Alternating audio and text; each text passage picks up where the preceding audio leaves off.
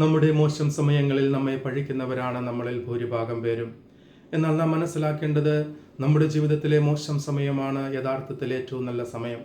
കാരണം നാം ആരെന്നും നമ്മോടുകൂടി ആരൊക്കെയുണ്ടെന്നും ആത്മാർത്ഥമായി നമ്മെ കരുതുന്നവർ എത്ര പേരുണ്ടെന്നും നമുക്ക് മനസ്സിലാക്കുവാൻ സാധിക്കുന്നത് നമ്മുടെ ജീവിതത്തിലെ മോശം സമയത്ത് മാത്രമാണ്. യേശുവിൽ പ്രിയ സഹോദരരെ, എന്നാൽ ഇന്നത്തെ സുവിശേഷത്തിൽ യേശുനാഥൻ പറയുന്നു, നിങ്ങൾ ഭയപ്പെടേണ്ട, നിങ്ങളുടെ തലമുടി ഇഴ പോലും എണ്ണപ്പെട്ടിരിക്കുന്നു. ഈ ലോകത്തിൽ നമ്മെ ആര് കരുതിയില്ലെങ്കിലും നമ്മെ ആത്മാർത്ഥമായി എപ്പോഴും കരുതുന്നൊരു ദൈവം നമുക്കുണ്ട് എന്ന് ഇന്നത്തെ സുവിശേഷത്തിലൂടെ യേശുനാഥൻ നമ്മെ ഓർമ്മിപ്പിക്കുന്നു. യെശയ്യാ പ്രവാചകന്റെ പുസ്തകം 41 അധ്യായം 10 വാക്യം, ദൈവം പറയുന്നു, ഭയപ്പെടേണ്ട, ഞാൻ നിന്നോട് കൂടെയുണ്ട്. ഞാൻ നിന്നെ ശക്തനാക്കുകയും സഹായിക്കുകയും ചെയ്യും. എൻ്റെ വിജയകരമായ വലതുകരം നിന്നെ താങ്ങി നിർത്തും. മത്തായിയുടെ സുവിശേഷം 11 അധ്യായം 28 വാക്യത്തിൽ യേശുനാഥൻ പറയുന്നു, അധ്വാനിക്കുന്നവരും ഭാരം വഹിക്കുന്നവരും എൻ്റെ അടുക്കൽ വരുവിൻ, ഞാൻ നിങ്ങളെ ആശ്വസിപ്പിക്കാം.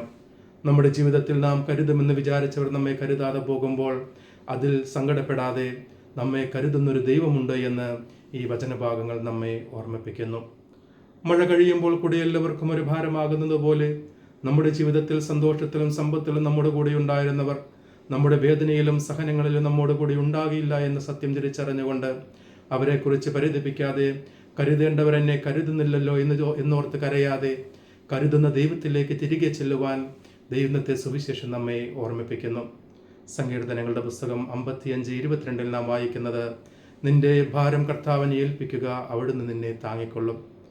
ഫിലിപ്പിയർക്ക് എഴുതിയ ലേഖനം 4 അധ്യായം 6 വാക്യത്തിൽ പൗലോസ് ശ്ലീഹ പറയുന്നു, ഒന്നിനെക്കുറിച്ചും ആകുലരാകേണ്ട, നിങ്ങൾ കൃതജ്ഞതയോടും പ്രാർത്ഥനയോടും കൂടെ നിന്റെ യാചനകൾ ദൈവത്തിന് സമർപ്പിക്കുവിൻ. നമ്മുടെ ജീവിതത്തിൽ നമ്മെ കരുതുന്നവരായി ആരും ഉണ്ടാകുകയില്ല എന്ന ബോധ്യത്തോടുകൂടെ നമ്മെ കരുതുന്ന ദൈവത്തിലേക്ക് തിരികെ പ്രവേശിക്കുമ്പോൾ മാത്രമാണ് ദൈവത്തിൻ്റെ യഥാർത്ഥ കരുതലും സ്നേഹവും തിരിച്ചറിയുവാൻ നമ്മുടെ ജീവിതത്തിൽ നമുക്ക് സാധിക്കുകയുള്ളൂ. ഈ സമൂഹത്തിൽ മാനസിക സമ്മർദ്ദം അനുഭവിക്കുന്നവരുടെ എണ്ണം കൂടി വരുന്നതും കുടുംബജീവിതം ശിഥിലമാകുന്നതിൻ്റെയും എല്ലാം പ്രധാനപ്പെട്ട കാരണം നമ്മെ കരുതുന്നവരാരുമില്ല എന്ന ഒരു ധാരണ നമുക്ക് ഉള്ളതുകൊണ്ടാണ്. എന്നാൽ ഇന്നത്തെ സുവിശേഷം നമ്മെ ഓർമ്മിപ്പിക്കുന്നത്, നമ്മെ കരുതുന്നവർ ആരുമില്ല എന്ന് നാം ചിന്തിക്കേണ്ട ആവശ്യമില്ല, മറിച്ച് നമ്മെ കരുതുന്നൊരു ദൈവം നമുക്കായി കാത്തിരിക്കുന്നുണ്ട് എന്ന ഒരു സത്യമാണ്. യെശയ്യാ പ്രവാചകന്റെ പുസ്തകം 43 അധ്യായം 18 വാക്യത്തിൽ ദൈവം പറയുന്നു, കഴിഞ്ഞുപോയ കാര്യങ്ങൾ നിങ്ങൾ പരിഗണിക്കുകയോ ഓർക്കുകയോ വേണ്ട, ഇത് ഞാൻ നിങ്ങൾക്കായി പുതിയൊരു കാര്യം ചെയ്യാൻ പോകുന്നു. ഈ ഒരു ബോധ്യത്തോടുകൂടെ ഈ സമൂഹത്തിൽ ഈ ലോകത്തിൽ എന്നെ കരുതുവാനോ എനിക്ക് വേണ്ടി സമയം മാറ്റിവെക്കുവാനോ ആരുമില്ലെങ്കിലും എന്നെ കാത്തിരിക്കുന്ന, എന്നെ കരുതുന്നൊരു ദൈവം എനിക്കുണ്ട് എന്ന ബോധ്യത്തോടുകൂടി തകരാതെ തളരാതെ മുന്നോട്ട് പോകുമ്പോൾ മാത്രമാണ് ദൈവത്തിൻ്റെ സ്നേഹവും കരുതലും അനുഭവിക്കുവാൻ നമുക്ക് സാധിക്കുകയുള്ളൂ എന്ന സത്യം തിരിച്ചറിഞ്ഞുകൊണ്ട് അപ്രകാരം ജീവിക്കുവാനായിട്ട് നമുക്ക് ആത്മാർത്ഥമായി പരിശ്രമിക്കാം. യെശയ്യാ പ്രവാചകന്റെ പുസ്തകം 46 അധ്യായം 4 വാക്യത്തിൽ ദൈവം പറയുന്നു, നിന്റെ വാർദ്ധക്യത്തിൽ ഞാൻ നിന്നോടുകൂടി ഉണ്ടായിരിക്കും, നിനക്ക് നര ബാധിക്കുമ്പോഴും ഞാൻ അങ്ങനെ തന്നെയായിരിക്കും. ഞാൻ നിന്നെ സൃഷ്ടിച്ചു, ഞാൻ നിന്നെ രക്ഷിക്കുകയും ചെയ്യും. ഈ ഒരു ബോധ്യത്തോടുകൂടി ഈ ലോകത്തിൽ നമ്മെ കരുതുന്നവരായി ആരും തന്നെ ഇല്ലെങ്കിലും അവരെക്കുറിച്ച് ഓർച്ച് പരിതപിക്കാതെ വിലപിക്കാതെ നമ്മെ കരുതുന്ന ദൈവത്തിലേക്ക് തിരികെ പ്രവേശിക്കുവാൻ നമുക്ക് ആത്മാർത്ഥമായി പരിശ്രമിക്കാം.